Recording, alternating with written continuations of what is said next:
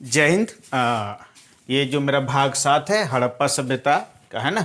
ईट मन की और अस्थि एनसीईआरटी बुक में ऐसा चैप्टर लिखा है आपका, है ना। देखिए, इस बार का जो मेरा टॉपिक रहेगा हड़प्पा सभ्यता का सामाजिक जीवन। पिछले वीडियो में हमने आपको बताए थे कि हड़प्पा जो था उनके नगर नियोजन के बारे में सारी व्यवस्था, है ना। तो अगला जो मेरा वीडियो है आपका भाग 7 में, वो हड़प्पा सभ्यता का सामाजिक जीवन, यानी कि हड़प्पा सभ्यता के लोगों का रहन सहन कैसा था, उनका जीवन यापन किस तरीके से था, और कुछ कुछ ऐसी पुरातत्व वस्तुएं हड़प्पा नगरों से हमें प्राप्त हुई है, और उन वस्तुओं के आधार पर हम हड़प्पा सभ्यता के लोगों के जीवन के बारे में समझ सकते हैं।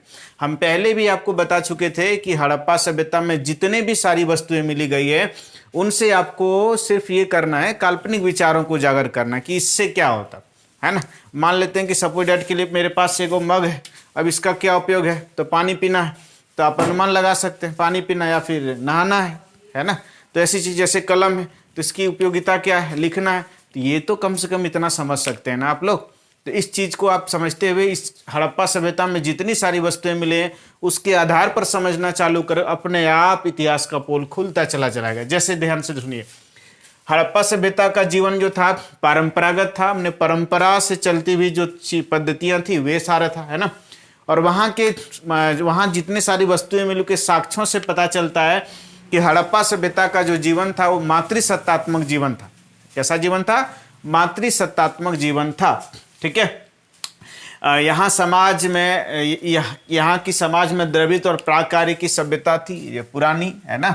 उसके बाद हड़प्पा सभ्यता की अगर विशेषता के बारे में चलते हैं तो चले एक एक वस्तुओं से प्राप्त उनके कार्यों के बारे में जानते हैं। देखिए, हड़प्पा सभ्यता से प्राप्त कांसे की चूड़ामणि, कांसे की चूड़ामणि जिसे बाल में लगाने वाला होता है ना, तो यह दर्शाता है कि स्त्रियां क्या करती थी, लंबे लंबे बाल रखती।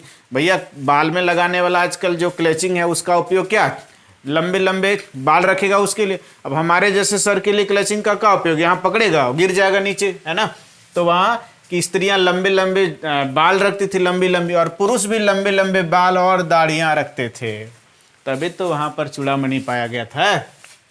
हड़प्पा नगरों से प्राप्त सुई का अवशेष। भाई, सुई किस काम का, कपड़ा सीने वाला सुई किस काम का, भोंकने के लिए थोड़ी न होगा क्या, वो किसके लिए होगा, वो होगा कपड़ा सीने के लिए, है ना। इसका मतलब यह है कि हड़प्पा सभ्यता के लोग सिलाई किए गए कपड़े को पहनते थे, और जब कपड़ा था इसका मतलब कपास की खेती होती होगी। बात समझ में आई कि नहीं? तो एक दूसरे से सब रिलेटेड है, बात समझ में। सबसे अच्छी बात है कि कुछ आभूषण मिले, तो आभूषण से क्या पता चलता है यार, आभूषण से यह पता चलता है कि यहाँ के लोग श्रृंगार प्रधान थे। आभूषण अगर बहुत ज्यादा है तो महिलाएं पहनती होगी, तो अत्यंत सौंदर्यकृत दिखने के लिए, आकर्षित दिखने के लिए, है ना, आभूषण पहनते थे, जिसमें से कुछ कुछ आभूषणों की प्रमाणिकता मिली है, जैसे कंठार है ना, कर्णफूल है, अंगूठी है, भुजबंद है जो यहाँ पर बहना है, करधनी है, कमर वाले, कड़ा है, हसूली है। ये सारे के सारे आभूषणों से स्पष्ट होता है कि यहाँ की महिलाएं सौंदर्यता का निखार करते होंगे। बात समझ में कि नहीं? तो इससे यह प्रमाणित होता है कि यहाँ के लोग सौंदर्य पर भी ध्यान देते होंगे। देख भाई, एक एक चीज पाएगा उसी से पता चलता है। तांबे का दर्पण, दर्पण का मतलब शीशा, पहले हमारे यहाँ कांच का है, उस समय तांबे का दर्पण, तांबे को बहुत ज्यादा पॉलिश किया जाएगा ना, वो दर्पण की भांति कार्य करने लगती, तो तांबे का दर्पण मिला, है ना। और काजल और पाउडर का भी प्रमाणिकता मिला है, तो इससे पता है कि यहाँ के लोग श्रृंगार में काजल और पाउडर से परिचित थे। तांबे के कंघे, कंघी जिसको कहते हैं बाल झाड़ने के लिए, तो देखिए तांबे के कंघे भी मिले। तो अधिकांश लोगों इतिहासकारों का मानना है कि यार यहाँ के लोग तांबे, पाउडर और कंघे से परिचित होगा, है ना।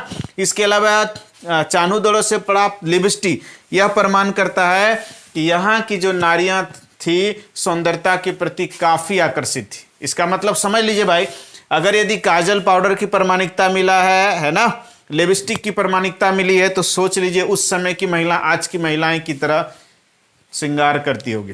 बात समझ में कि सौंदर्यता की देवी यहाँ भी हुआ करती थी। अब देखिए, मिट्टी के बर्तन और धातुएं के बर्तन किस काम का, अगर घर में बर्तन पड़ा है किस काम का, अरे यार तो इसमें कुछ रखेंगे सामान, या तो खाना पीना बनाएंगे, है ना। तो कह सकते हैं कि दर्पण से यह प्रमाणित होता है, सॉरी मिट्टी के बर्तन जो है इससे यह प्रमाणित होता है कि यहाँ के लोग पकाया हुआ भोजन का उपयोग करते थे। आदि मानव की तरह नहीं, कच्चे नहीं, पकाया हुआ भोजन, खाना बनाकर खाते थे, है ना। यहाँ के निवासी फर्श पर बैठने के लिए चटाई और पलंग का भी उपयोग करते थे। फर्श पर बैठने के लिए चटाई और पलंग का भी प्रयोग करते थे। इसके अलावा यहाँ के लोग मांसाहारी और शाकाहारी दोनों थे। मैंने कुछ लोग मांसाहारी भी थे, शाकाहारी भी थे, कुछ तो सर्वाहारी भी होंगे, है ना। सिंधु सभ्यता से प्राप्त बहुत सारे मिट्टी के खिलौने, जैसे मिट्टी के बैलगाड़ी, नर्तक की मूर्तियां, यह दर्शाती है कि यहाँ के बच्चे कौतूहल होंगे। कौतूहल का मतलब खूब ज़्यादा शोर शराबा करते होंगे। बात समझ में है कि नहीं। तो कुल मिलाकर अगर हम बात कर लेते हैं तो सिंधु सभ्यता के लोग मूल रूप से उसका जीवन काफ़ी खुशहाल था, है ना। रंगीन दुनिया जिया करते थे, बच्चे मस्त रहते थे अपने खिलौनों को लेकर के। और बच्चे खिलौना किस चीज़ का, अरे मिट्टी के बैलगाड़ी, इसका मतलब बैलगाड़ी वहाँ पहले होगा। नर्तक की अगर मूर्ति बनाया है तो इसका मतलब समझ सकते हैं कि बच्चे उस समय उन चीज़ों को देखते होंगे तब ये बनाते होंगे, इसका मतलब वहाँ इन चीज़ों का प्रयोजन होता होगा। यहाँ से प्राप्त नर्तकी मूर्ति यह दर्शाती है कि यहाँ के लोग गाने बजाने के काफ़ी ज़्यादा शौकीन थे, है ना। गाने बजाने के काफ़ी ज़्यादा शौकीन थे, है ना।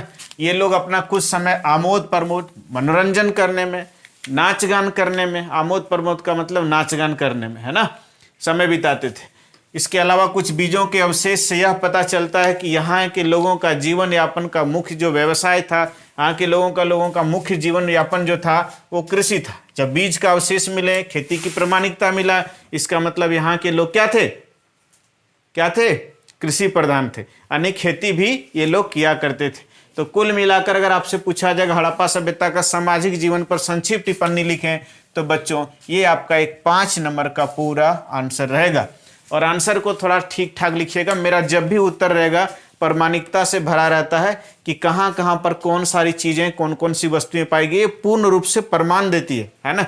जैसे तैसे अगर आंसर एग्जाम में लिख दोगे तो आपको जैसे तैसे मार्क्स भी मिलेगा। और याद रखना बच्चों, एग्जाम में जब भी किसी कंटेंट को लिखोगे खुद से बनाओगे, अगर आप मॉडल सेट या गैस पेपर वगैरह से अगर आंसर देते हैं तो बच्चों याद रख लीजिएगा, वो गैस पेपर और मॉडल सेट सिर्फ एक बच्चे के लिए नहीं बनाया जाता, लाखों हजारों बच्चों के लिए बनाया जाता। और लाखों हजारों बच्चे जब वही एग्जाम का लैंग्वेज में, वही जो एग्जाम मॉडल सेट में दिया जाता है ना, जिस एग्जाम के टाइम निकलता है वही अगर सारे बच्चे लिख देंगे तो सबका मार्क्स एवरेज करके दे दिया जाएगा। इसलिए औरों से थोड़ा सा बेहतर करना है, सबसे अलग लिखना आंसर और प्रामाणिकता भरा उत्तर होना चाहिए। हालांकि हम क्लास में बच्चों को बता देते हैं कि अच्छा उत्तर लिखने का क्या क्या तरीका है ना, वह बच्चों को बताते हैं कि देखिए बाबू आपका उत्तर कैसा होना चाहिए, एक संक्षिप्त परिधि में होना चाहिए, प्रामाणिकता से भरी होना चाहिए ना, आपका भाषा सही होना चाहिए, उच्चारण सही से होना चाहिए, है ना। और उसके बाद आप प्रस्तुतिकरण करिए तो बहुत अच्छी रहेगी, है ना। फिलहाल इस क्लास में इतना ही। अगले वाले क्लास में आप लोगों को हम आराम से हड़प्पा सभ्यता के धार्मिक जीवन के बारे में बता देंगे। तब तक के लिए जय हिंद।